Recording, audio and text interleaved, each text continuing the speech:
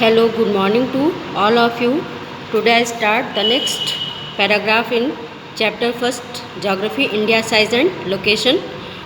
Last session में हम लोग ने लोकेशन और साइज़ जो है वो इंडिया का देख लिया था, लेकिन साइज़ में एक पैराग्राफ ही जो है वो कंप्लीट हुआ था। नेक्स्ट पैराग्राफ आज स्टार्ट करते हैं पेज नंबर 123 पर। India is bounded by the young folded mountain in the north west, north and north east. ठीक, तो इंडिया जो है वो नॉर्थ वेस्ट, नॉर्थ और नॉर्थ ईस्ट में, ये वर्ल्ड मैप है। वर्ल्ड मैप में इंडिया की कंडीशन जो है वो यहाँ पर है। और क्या कह रहा है कि इंडिया जो है वो नॉर्थ वेस्ट में, तो ये नॉर्थ वेस्ट है, ये आपका नॉर्थ है, और ये क्या है, नॉर्थ ईस्ट है।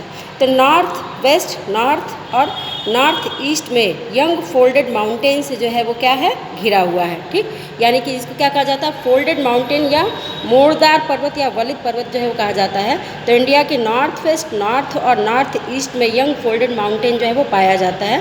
तो भारत का जो नॉर्दर्न वेस्ट हिस्सा, नॉर्थ और नॉर्थ ईस्ट हिस्सा है, वो यंग फोल्डेड माउंटेन से बाउंडेड है। South of the about 22 degree north latitude, it begins to taper and extend toward the Indian Ocean, dividing it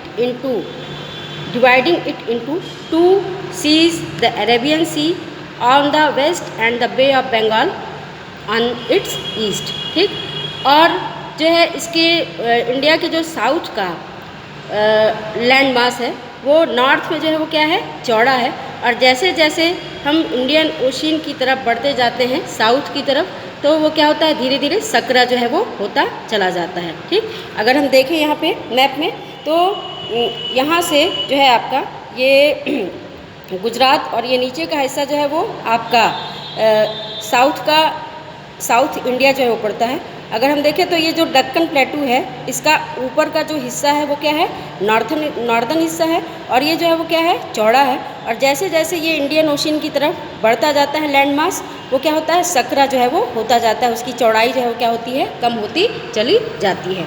और इसके जो है वो साउथ वेस्ट में जो है बे ऑफ बंगाल है, और इसके साउथ वेस्ट में जो है अरब सागर है, अरेबियन सी है, और इसके साउथ ईस्ट में बे ऑफ बंगाल जो है वो क्या है, स्थित है।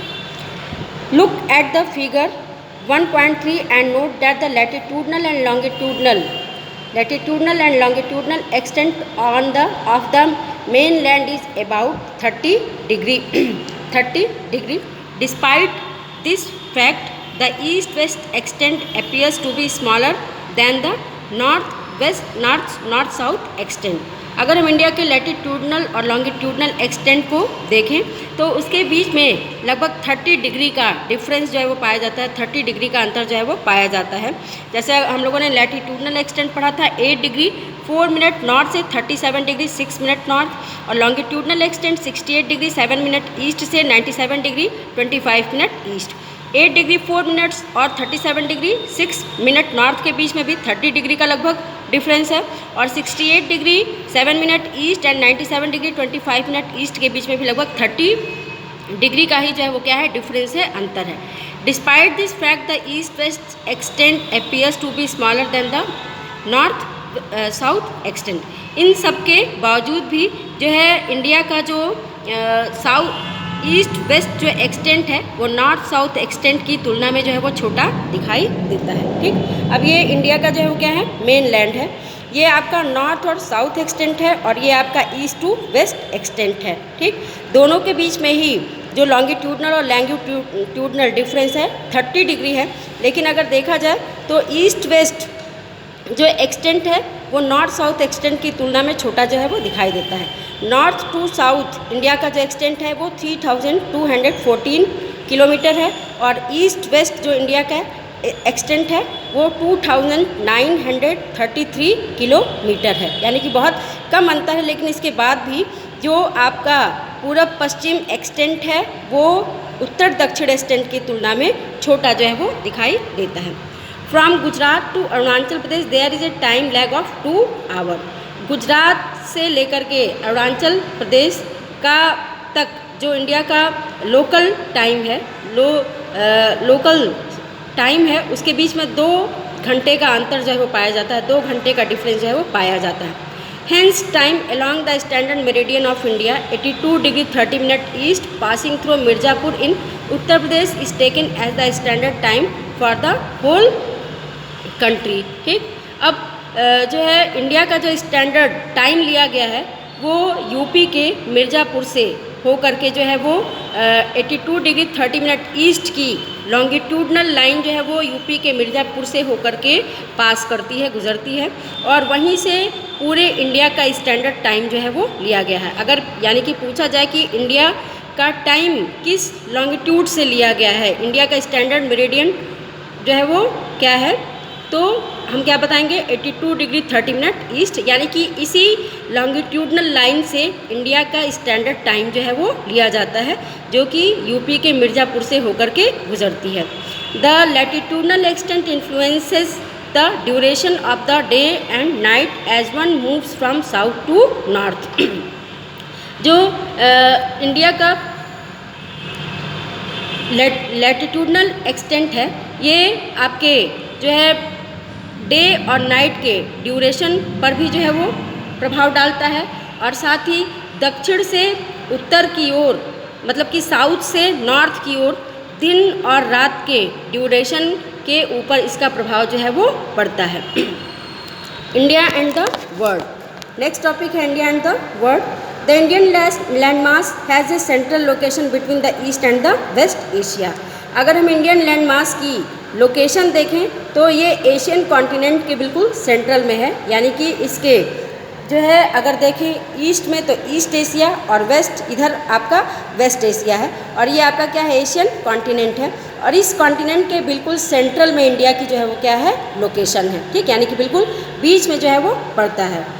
India is a southward extension of the Asian continent, और जो है इंडिया की का जो एक्सटेंशन है वो एशियन कॉन्टिनेंट के साउथ वार्ड में है, यानी कि ये एशियन कॉन्टिनेंट है और ये एशियन कॉन्टिनेंट के साउथ वार्ड यानी कि दक्षिण की तरफ इंडिया का एक्सटेंट जो है वो पाया जाता है।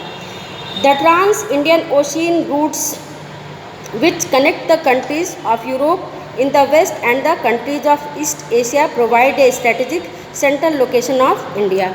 अब जो इंडियन ओशियन है, इंडियन ओशियन जो है वो क्या करती है, इंडिया को जो है वेस्ट के कंट्रीज़ और साथ ही ईस्ट के कंट्रीज से जो है वो क्या करती है कनेक्ट करने का जो है वो काम करती है, यानी कि इस सेंट्रल लोकेशन की वजह से और साथ ही इंडिया के साउथ में जो इंडियन ओशियन पाया जाता है उससे इंडिया का रिलेशनशिप जो होता है वो यूरोपियन कंट्रीज से भी क्या होता है और साथ ही ईस्ट एशियाई कंट्रीज से भी हमारे ट्रेडिशनल रिलेशनशिप जो है वो क्या होते हैं, इससे कनेक्ट जो है वो होते हैं। और साथ ही जो ये साउथ में इंडियन ओशियन है वो इंडिया के एक स्ट्रेटेजिक सेंट्रल लोकेशन जो है वो क्या करता है, जो है वो प्रदान करता है, यानी कि केंद्रीय रणनीतिक स्थिति जो है वो क्या करता है, प्रदान करता है, यानी कि बहुत ही इम्पोर्टेंट पोजीशन इसकी वजह से इस कॉन्टिनेंट में इंडिया की जो है वो हो जाती है।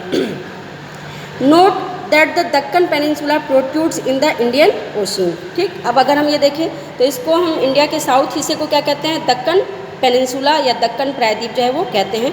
तो ये दक्कन पेनिनसुला जो है वो आपका इंडियन ओशियन की तरफ जो है वो क्या है, फैला हुआ है। इसका विस्तार जो है वो पाया जाता है इंडियन ओशियन की तरफ पाया जाता है, यानी कि जो दक्कन प्लेटू है वो 3 साइड से जो है पानी से घिरा हुआ है, इसीलिए हम इसको क्या कहते हैं, दक्कन पेनिनसुला जो है वो कहते हैं, क्योंकि इसके वेस्ट में अरेबियन सी है, इसके ईस्ट में बे ऑफ बंगाल है और इसके साउथ में जो है वो क्या है, इंडियन ओशियन है, और ये तीनों साइड से पानी से जो है वो क्या है, घिरा हुआ है, और इसीलिए इसको हम क्या कहते हैं, दक्कन पेनिनसुला जो है वो कहते हैं। तो इस तरह से दक्कन पेनिनसुला जो है वो इंडिया के इंडियन ओशियन की तरफ इसका विस्तार जो है वो पाया जाता है। Thus helping India to establish close contact with West Asia, Africa and Europe from the western coast and with South East and South East Asia from the eastern coast। और इस वजह से ये जो आपका इंडियन ओशियन है और साथ ही जो आपका दक्कन पेनिनसुला का एक्सटेंट इंडियन ओशियन की तरफ पाया जाता है, इसलिए इंडिया के जो ट्रेड रिलेशन है वो एंशिएंट टाइम से ही यूरोप से, अफ्रीका से और साथ ही जो है वेस्ट में अगर देखें तो ये आपके अरेबियन कंट्री हैं, यानी कि वेस्ट एशियाई कंट्री हैं। ये आपका क्या है, यूरोपियन कॉन्टिनेंट है। ये क्या है, आपका अफ्रीकन कॉन्टिनेंट है।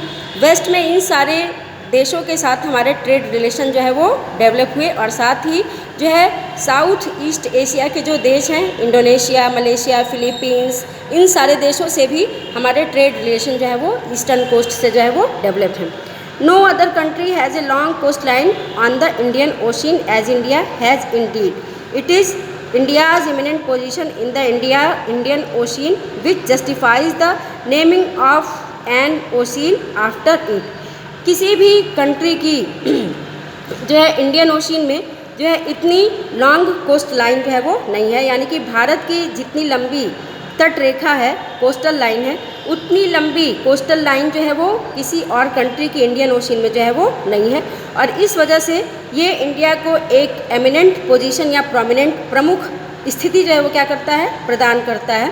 और यही रीज़न है कि इसकी वजह से एक ओशियन का नाम भी जो है वो इंडिया के नाम पर जो है वो पड़ा है, यानी कि इंडिया के नाम पर ही इस ओशियन का नाम इंडियन ओशियन जो है वो रखा गया है।